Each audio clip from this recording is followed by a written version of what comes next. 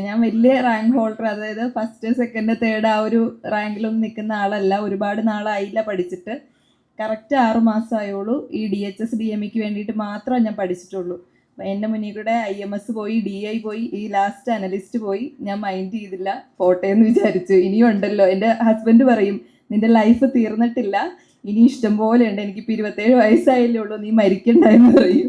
അതുകൊണ്ട് ഞാനതൊക്കെ പോട്ടെ എന്ന് വിചാരിച്ചു. എൻ്റെ സിറ്റുവേഷൻ മോശമായിരുന്നു, അതുകൊണ്ടാണ് ഞാനത് വേണ്ടാന്ന് വെച്ചത്.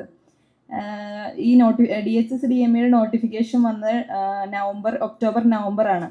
അപ്പം എനിക്ക് പറഞ്ഞാൽ അറിയില്ല, ഞാൻ 2022 BPharm പാസ്സാവുന്നത്. എനിക്ക് PSC എന്താണെന്നറിയില്ല. ഇനി എന്താ മുന്നോട്ട് കല്യാണം കഴിഞ്ഞ് ഒരു കുട്ടിയായിട്ട് നിൽക്കുന്ന ടൈമാണ്. ഞാൻ 4th ഇയർ BPharmൽ എനിക്ക് ഒരു കുട്ടി ഉണ്ടായി.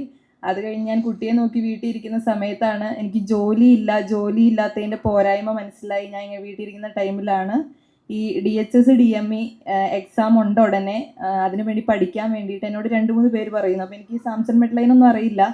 ഞാൻ ഫേസ്ബുക്ക് പോലും യൂസ് ചെയ്യാത്ത ഒരാളാണ്. അതുകൊണ്ട് എനിക്ക് ഒട്ടും അറിയില്ല ഇവരെക്കുറിച്ച്. ഈ സാംസണിനെ കുറിച്ച് ഞാൻ കേട്ടിട്ടേ ഇല്ല. അങ്ങനെ ഇരുന്നപ്പോഴാണ് എൻ്റെ ഒരു ഫ്രണ്ട് പറയണെങ്കിൽ ഉന്മേഷ് സാറ് നടത്തുന്ന ഒരു അക്കാഡമി ഉണ്ട്, ആ അക്കാഡമിനെ കുറിച്ചൊന്ന് അന്വേഷിച്ച് നോക്കിയിട്ട് അവിടെ ചേർന്ന് നോക്കൂ, നല്ലതാണെന്ന് എല്ലാവരും പറയുന്നുണ്ടെന്നും പറഞ്ഞ് ഞാൻ അങ്ങനെ ഒരു കുട്ടി പറഞ്ഞ് ഞാൻ ഇവിടെ ചേർന്നു. അത് ചേർന്നത് എന്തിനാണെന്ന് വെച്ചാൽ ഞാൻ ഗൾഫ് എക്സാം DHA എഴുതാൻ വേണ്ടിയിട്ടാണ് ചേർന്നത്. DHAക്ക് ചേർന്നപ്പോൾ സാറിൻ്റെ ഒരു സപ്പോർട്ടും സാറ് നമ്മളോട് സംസാരിക്കുന്ന രീതിയും ശരിക്കും നമ്മുടെ ഒരു ഫാമിലിയിൽ ഒരാൾ നമ്മളോട് എങ്ങനെയാണോ പറഞ്ഞു തരുന്നത് ആ ഒരു രീതിയിലാണ് സാർ മെസ്സേജ് അയച്ചാലും വിളിച്ചാലും പറഞ്ഞു തരാറുള്ളത്. പിന്നെ ഫിനാൻഷ്യലി ആണെങ്കിലും സാറ് നല്ല സപ്പോർട്ട് ചെയ്യുന്ന ആളാണ്. ഞാൻ DHA എഴുതാൻ നേരത്ത് 10,000 rupees ആയിരുന്നു കോച്ചിങ് ഫീ. എനിക്കന്ന് കോച്ചിങ് ഫീ പോലും കൊടുക്കാൻ എന്നെക്കൊണ്ട് സാധിച്ചിട്ടില്ല. അപ്പോൾ സാർ പറഞ്ഞു, ഇൻസ്റ്റാൾമെൻ്റ് ആയിട്ട് പയ്യെ പൈസ തന്ന് പഠിച്ചോ, ഇയാൾക്ക് സാധിക്കുമെന്ന് പറഞ്ഞ് ഞാൻ അങ്ങനെ ചേർന്നതാണ്. അന്ന് ചേർന്ന് കഴിഞ്ഞാൽ DHA പെട്ടെന്ന് എനിക്ക് കിട്ടി. ഞാൻ പിന്നെയും വെറുതെ, അപ്പം എനിക്ക് ഗൾഫിന് പോകാനുള്ള സിറ്റുവേഷൻ വീട്ടിലുണ്ടായിരുന്നില്ല, കുട്ടിയെ നോക്കാൻ ആളില്ലായിരുന്നു. അപ്പം ഞാൻ അങ്ങനെ തങ്ങി നിന്നപ്പോഴാണ് DHSൻ്റെ നോട്ടിഫിക്കേഷൻ വന്ന് ഞാൻ പഠിക്കാൻ തുടങ്ങിയത്. ഞാൻ എക്സാമിന് പഠിക്കണോ എന്ന് തന്നെ ഒരു 5 മാസത്തോളം വീട്ടിലിരുന്ന് ആലോചിച്ചു. അതായത് എൻ്റെ കയ്യിൽ സിലബസ് ഇല്ല, ടെക്സ്റ്റ് ഇല്ല. ഞാൻ BPharmന് പഠിക്കുന്ന ടൈമിൽ സീനിയേഴ്സിൻ്റെ ടെക്സ്റ്റ് മേടിച്ചിട്ടാണ് പഠിക്കുന്നത്. അപ്പോൾ അവർക്ക് തിരിച്ചു കൊടുത്തു, എൻ്റെ കയ്യിൽ ടെക്സ്റ്റ് ഒന്നുമില്ല. അപ്പം ഞാനൊരു ദിവസം ഇരുന്ന് ഈ നമ്മുടെ കോഴ്സിലെ നോട്ടെല്ലാം ഫസ്റ്റ് കളക്ട് ചെയ്തു. നോട്ടില്ലാത്തവർക്ക് എനിക്ക് പറയാനുള്ളൊരു കാര്യം, നോട്ടില്ലാതെ നമുക്ക് പഠിക്കാൻ പറ്റില്ല. എല്ലാം നോട്ടും മാക്സിമം ടെക്സ്റ്റ് വായിക്കണം.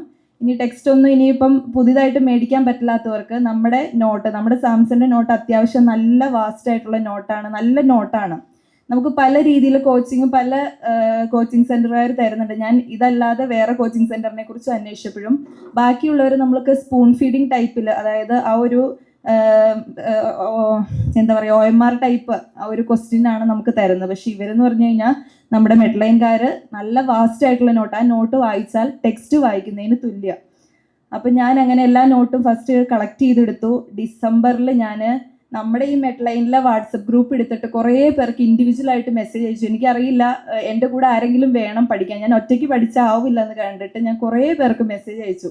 പക്ഷെ എൻ്റെ ഒരു സാഹചര്യത്തോട് പൊരുത്തപ്പെട്ട് വരുന്നവരും ജോലിയില്ലാതെ ഫ്രീ ആയിട്ടിരിക്കുന്നവരും എന്നെപ്പോലെ ഒരു വീട്ടമ്മമാരും കൂടെ എൻ്റെ കൂടെ വേണം. എന്നാൽ അവരുടെ ടൈമും എൻ്റെ ടൈമും ഈക്വൽ ആയാലാണ് നമുക്ക് പഠിക്കാൻ പറ്റുള്ളൂ. അപ്പോൾ എനിക്ക് ഒരു കുട്ടിയെ കിട്ടിയത്, ഞാൻ പേര് പറയാം, തസ്നി എന്ന് പറഞ്ഞൊരു കുട്ടി കിട്ടിയത്. ആ ആള് അന്ന് ഗൾഫിൽ വർക്ക് ചെയ്യുക. അപ്പം ഞാനിവിടെ 5 മണിക്ക് എണീക്കുമ്പം ആൾക്ക് അവിടെ 3:30 സമയം. എന്നിട്ട് ഞാൻ ഓഡിയോ കോൾ വിളിക്കും, വീഡിയോ കോൾ വിളിക്കും, ആളെന്ത് ചെയ്ത് എണീക്കില്ല. 3-3:30 ആകുമ്പോൾ ആളെ പിടിച്ച് എണീപ്പിച്ച് ഞങ്ങൾ രണ്ടുപേരും കൂടി ഇരുന്ന് 8 മണി വരെ. അപ്പം ഞാൻ ഫാമിലി തന്നെ താമസിക്കുന്നത്, ഞാനും ഹസ്ബൻഡും കൊച്ചും മാത്രമേ ഉള്ളൂ. അപ്പം ഞാൻ 8 മണി വരെ ബ്രേക്ക്ഫാസ്റ്റ് ഉണ്ടാക്കുന്ന ടൈം വരെ ഇരുന്ന് പഠിക്കുമായിരുന്നു. അത് കഴിഞ്ഞ് പിന്നെ ആൾക്ക് ജോലിക്ക് പോകണം. പിന്നെ ഞാൻ മോനെ വേഗം റെഡിയാക്കി അന്ന് മോനക്ക് 2.5 വയസ്സുള്ളൂ. മോനെ കൊണ്ട് ഞാൻ വീട്ടിൽ നിന്ന് ഒഴിവാക്കണം അതിനെ. അപ്പം അതിനെ കൊണ്ട് പ്ലേ സ്കൂളിൽ വിടും. പ്ലേ സ്കൂളിൽ വിട്ടിട്ട് കറക്റ്റ് ഷാർപ്പ് 10 മണിക്ക് എനിക്ക് അടുത്ത സെക്ഷൻ വന്ന് ഇരുന്നാലാണ് ഉച്ചയ്ക്ക് 2 മണിക്ക് ലഞ്ച് കഴിക്കാൻ എണീക്കാൻ പറ്റുള്ളൂ. അങ്ങനെ ലഞ്ച് കഴിക്കാൻ എണീക്കും. അത് കഴിഞ്ഞ് പിന്നെ വേഗം പോയി ബാക്കി കാര്യങ്ങൾ ചെയ്ത് മോനെ പോയി വിളിച്ചുകൊണ്ട് വന്ന് പിന്നെ മോന് ചായയും എല്ലാം കൊടുത്ത് അടുത്ത സെക്ഷൻ വൈകുന്നേരം ഇവനെ കളിക്കാൻ ഞാൻ വീട്ടിൽ നിന്ന് ഒഴിവാക്കും.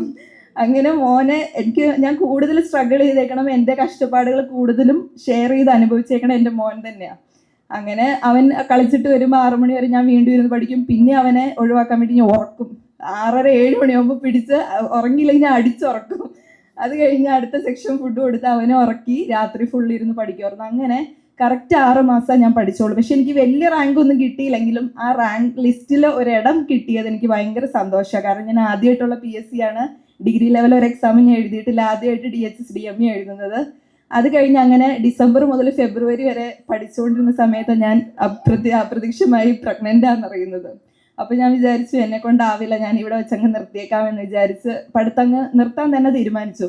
അപ്പോൾ എൻ്റെ ഹസ്ബൻഡ് പറഞ്ഞു, പഠിത്തം നിർത്തണ്ട, നിനക്ക് പഠിക്കാനുള്ള ബാക്കി എല്ലാ സാഹചര്യവും ഞാൻ ഒപ്പിച്ചു തരാം, പഠിക്കാനുള്ള ഒരു മെൻറ്റാലിറ്റി നീ കാണിച്ചാൽ മതി, നിനക്ക് പറ്റുന്ന പോലെ, നിൻ്റെ ആരോഗ്യം നോക്കിയിട്ട് പറ്റുന്ന പോലെ പഠിച്ചോ എന്ന് പറഞ്ഞു. അങ്ങനെ ഞാൻ ഒരു ഫെബ്രുവരി ഒരു മാർച്ച് വരെ കണ്ടു, മാർച്ച് 4-ാം തീയതി ഇവിടെ ഓഫ്ലൈൻ കോച്ചിങ് തുടങ്ങുന്നത്. അപ്പോൾ അതുവരെ ഞാൻ വീട്ടിൽ ഇരുന്ന് ഇങ്ങനെ പഠിച്ചു കഴിഞ്ഞപ്പോൾ എനിക്ക് തോന്നി ആ പഠിത്തം പോരാ, നമ്മൾ ഫുൾ ടൈം എഫേർട്ട് ഇട്ട് പഠിച്ചാലാണ് നമുക്ക് റാങ്ക് ലിസ്റ്റിൽ വരാം. പക്ഷെ ആദ്യത്തെ റാങ്ക് ലിസ്റ്റിൽ വന്നെങ്കിൽ നന്നായിട്ട് എഫേർട്ട് ഇടണമെന്ന് മനസ്സിലായിട്ട് ഞാൻ കുട്ടിയെ എന്ത് ചെയ്യണം എന്നാണ് പിന്നെ എൻ്റെ ഒരു ഓപ്ഷൻ. എല്ലാവർക്കും ഉള്ള പ്രശ്നമാണ്, എല്ലാ കല്യാണം കഴിഞ്ഞവർക്കും മക്കളുള്ളവർക്കും ഉള്ള പ്രശ്നമാണ്. അപ്പം ഞാൻ കുട്ടിയെ എൻ്റെ അമ്മയുടെ വീട്ടിലാക്കിയിട്ട് എൻ്റെ അമ്മേനെ ഏൽപ്പിച്ചിട്ട് ഞാൻ മാർച്ച് 3-ാം തീയതി അവിടെ നിന്ന്, അതിന് മുന്നേ സാറുമായിട്ട് കോൺടാക്ട് ചെയ്ത് ഞാനിവിടെ ഓഫ്ലൈനിൽ വരുന്നുണ്ടെന്നൊക്കെ എല്ലാം പ്ലാൻ ചെയ്ത് മാർച്ച് 3-ാം തീയതി ഭയങ്കരമായിട്ട് കരഞ്ഞു വിളിച്ചാണ് ഇവിടെ വരുന്നത്. അപ്പോൾ പ്രഗ്നൻ്റ് ആയതിൻ്റെ ഒരു വിഷമവും, കുട്ടിയെ പിരിഞ്ഞിരിക്കണതിൻ്റെ വിഷമവും, ഇത് കിട്ടുമോ എന്നുള്ള വിഷമവും, ഇത് കിട്ടിയില്ലെങ്കിൽ വെറുതെ കഷ്ടപ്പെട്ട് ഹോസ്റ്റൽ ഫീസും കൊടുത്ത് ഇവിടെ വന്നല്ലോ എന്നുള്ളൊരു വിഷമം എല്ലാം കൂടെ ആയിട്ടാണ് ഞാൻ ഇവിടെ വരുന്നത്. വന്നു കഴിഞ്ഞപ്പം സാറും സാറിൻ്റെ മേഡത്തിൻ്റെയും മുഖം നോക്കിക്കഴിഞ്ഞാൽ നമുക്ക് മതിയാവും. അത്രയും പ്ലസൻറ്റ് ഫുള്ളായിട്ട് നമ്മളെ സപ്പോർട്ട് ചെയ്യുന്ന രീതി എന്ന് പറഞ്ഞു കഴിഞ്ഞാൽ ആ ഒരു ചിരി മതി. ആൻസി മേഡം എപ്പോഴും നമ്മുടെ ക്ലാസ്സിൽ വന്ന് ചിരിക്കും, അതിൻ്റെ ഒപ്പം തന്നെ ഞങ്ങളെ വഴക്ക് പറഞ്ഞിട്ടുണ്ട്. പക്ഷെ ആ വഴക്ക് വേണമെന്നാണ് ഞാൻ പറയുന്നത്, സാറിന് ആ വഴക്കില്ല, അതൊരു പോരായ്മയാണ്. പക്ഷെ മേഡത്തിനെ കാണുമ്പോൾ ഞങ്ങൾ സ്യൂട്ടിക്സ് തിരിച്ചും മറിച്ചും ആ പേപ്പർ ഇട്ട് വലിച്ചും പറക്കി എല്ലാവരും കൂടെ കൂട്ടിരുന്ന് പഠിക്കുമായിരുന്നു. പിന്നെ ഞാൻ പറഞ്ഞു, നമ്മൾ ഒറ്റയ്ക്ക് പഠിക്കാൻ ബുദ്ധിമുട്ടുള്ളവരെ ശരിക്കും പറഞ്ഞു കഴിഞ്ഞാൽ ഗ്രൂപ്പായിട്ട് തന്നെ പഠിക്കുന്നതാണ് നല്ലത്. നമ്മുടെ സെയിം സിറ്റുവേഷനും കാര്യങ്ങളും ഉള്ളവരെ ചേർത്ത് ഗ്രൂപ്പ് ഉണ്ടാക്കി പഠിക്കണം. അങ്ങനെ ഞങ്ങൾ ഓഫ്ലൈൻ 1 മാസത്തോളം പഠിച്ചു. പിന്നെ എനിക്ക് ലാസ്റ്റായപ്പോൾ ഫുഡ് കാര്യങ്ങളൊന്നും പറ്റില്ലാണ്ടായി, ഞാൻ തിരിച്ച് ഹോസ്റ്റലിൽ വിട്ടു വീട്ടിലേക്ക് ചെന്നു. എൻ്റെ ഹസ്ബൻഡിനോട് അന്നേരം എന്തോരം എനിക്ക് നന്ദി പറയണമെന്ന് എനിക്കറിയില്ല. കാരണം 1.5 മാസത്തോളം എൻ്റെ വീട്ടിൽ ഞാൻ ഫുഡ് ഉണ്ടാക്കിയിട്ടില്ല, കിച്ചൺ ഓപ്പൺ ആക്കിയിട്ടില്ല, ഫുൾ പുറത്തുനിന്ന് ഫുഡ് വാങ്ങിച്ചിരുന്നു. അതായത് ഒരു മനുഷ്യൻ്റെ അവസ്ഥ രാവിലെ ഉച്ചയ്ക്ക് രാത്രി എല്ലാം ഫുൾ ഹോട്ടലിൽ നിന്ന് വാങ്ങിച്ചു തരിക. അത് ഞാൻ പ്രഗ്നൻ്റ് ആണ്, അപ്പോൾ അതിനനുസരിച്ച് ഫുഡ് എന്തായാലും വേണമല്ലോ. അങ്ങനെ ഒരു 1.5 മാസത്തോളം ഹസ്ബൻഡിനെ വീട്ടിൽ തന്നെ, ഈ മോൻ എൻ്റെ വീട്ടിലായി, ഞങ്ങൾ രണ്ടുപേരും ഒരു വീട്ടിൽ താമസിച്ച് അത്രയും 1.5 മാസം എന്നെ സപ്പോർട്ട് ചെയ്ത് നോക്കി. അങ്ങനെ ഞാൻ ആ 1.5 മാസം നമ്മുടെ ഈ അക്കാഡമിയിലെ 2 പേരെ പിന്നെ ഞാൻ കൂട്ടുപിടിച്ച് ഞങ്ങൾ രാപ്പകലില്ലാതെ ഫുൾ ടൈം പഠിത്തം തുടങ്ങി. ആ 1.5 മാസം ആ ഒരു പഠിത്തം എന്ന് പറഞ്ഞാലൊന്നും പറയാൻ പറ്റില്ല, അത്രയും നല്ലൊരു പഠിത്തമായിരുന്നു. അത് കഴിഞ്ഞ് എക്സാമിൻ്റെ ആ ലാസ്റ്റ് വീക്കായപ്പോൾ എനിക്ക് ഒത്തിരി ഹെൽത്ത് ഇഷ്യൂസ് വന്നു, കാലിന് നീര് കാര്യങ്ങളൊക്കെ വന്നു. പിന്നെ എനിക്ക് ഒട്ടും പഠിക്കാണ്ടായി, എങ്കിലും ഞാൻ വിട്ടുകൊടുത്തില്ല, പഠിച്ചു. എക്സാം എനിക്ക് ഇടുക്കിയിലായിരുന്നു. ഇടുക്കി അങ്ങേയറ്റം മല കയറി പോകുമ്പോഴുള്ള ബുദ്ധിമുട്ട് ഭയങ്കരമായിപ്പോയി. ഞാനങ്ങ് എക്സാം തലേന്ന് രാത്രി 12 മണിയായപ്പോൾ അവിടെ റൂമിലെത്തി, ഞാനങ്ങ് തല ഇറങ്ങി വീഴാൻ പാകത്തിനായിരുന്നു. അത് കഴിഞ്ഞ് ഞാൻ വിട്ടുകൊടുത്തില്ല. പിറ്റേന്ന് ഞാൻ ഹോളിൽ പോയിരിക്കുമ്പോൾ എൻ്റെ തല അങ്ങ് കിടന്ന് കറങ്ങുന്നുണ്ട്. ക്വസ്റ്റ്യൻ പേപ്പർ 100 ക്വസ്റ്റ്യൻ പേപ്പറിനും ഞാൻ ഇങ്ങനെ മറിച്ച് തിരിച്ച് നോക്കി. ചില ഓപ്ഷൻസ് വായിച്ചു, ചില ഓപ്ഷൻസ് വായിച്ചില്ല, കറക്കി കുത്തി. എല്ലാം കഴിഞ്ഞ് വീട്ടിൽ വന്ന് മാർക്ക് നോക്കിയപ്പോൾ എനിക്ക് 72 മാർക്കുണ്ട്. ഞാൻ വിചാരിച്ചു എന്തായാലും, അപ്പോൾ വന്ന വഴിക്ക് ഫുള്ളിരുന്ന് കരച്ചിലാണ്.